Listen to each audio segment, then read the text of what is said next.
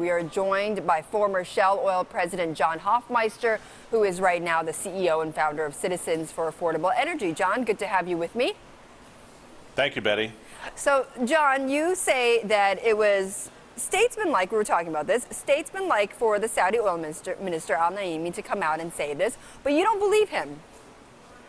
Well, the minister is a very respectful man, and he also is looking out, in his view, for what is good for the world, given the price of oil, and he's very worried about economic degradation because the price of oil is too high, and that would, of course, cause a collapse in the price of oil.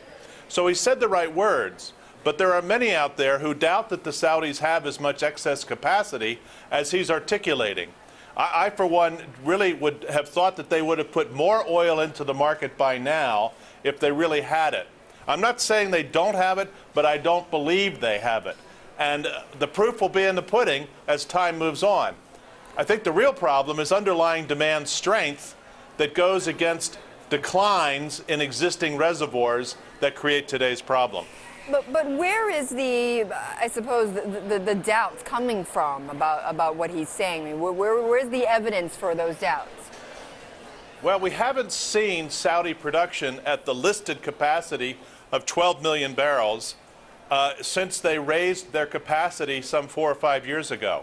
They've never ramped it up to that level, and I think there are many out there who doubt that they have it or could sustain it for any length of time. Now, I don't doubt that they've tried to put in the extra wells, the pipelines, etc., but remember, they're doing an awful lot of water cut into their production, which is a sign that there may not be as much oil in particularly the big Gowar reservoir as people might like to think. And so, again, we've been at $125 Brent for a long time.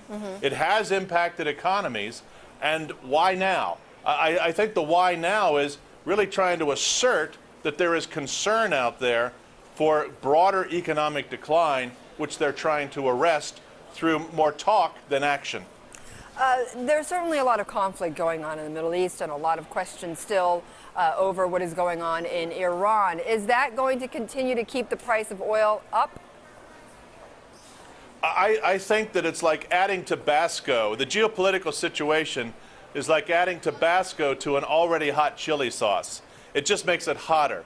But the underlying issue is global structural demand growth against an inability of the oil companies to really raise production very rapidly. Keep in mind, in the annual reports of all the major oil companies, I don't think anyone increased their production in 2011.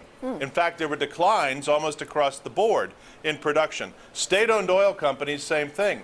We know we have problems in Europe, Nigeria, Venezuela, and there are other parts of the world, that the Gulf of Mexico included, that are in decline. And every year we have to make up about 7 million barrels of new production just to stay even, let alone grow production to meet China's increased demand or India's increased demand. So we're kind of plateaued when the world wants more oil production. Well, let's talk about China's demand, because there's so much debate now, John, about whether or not that demand, though, in China is going to ease because the economy seems to be slowing down. Well, China's demand growth has been double digits for oil since 2005.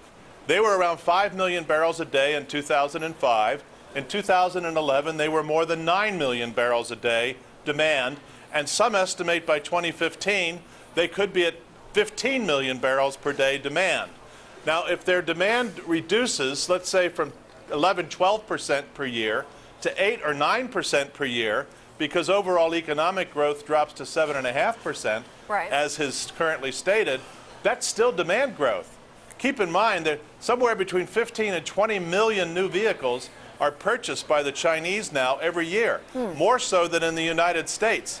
And many of those vehicles are brand new to the marketplace, putting gasoline in the gas tank for the first time. And that increases overall demand, plus more airplanes, more ships, right, more everything in transportation fuels.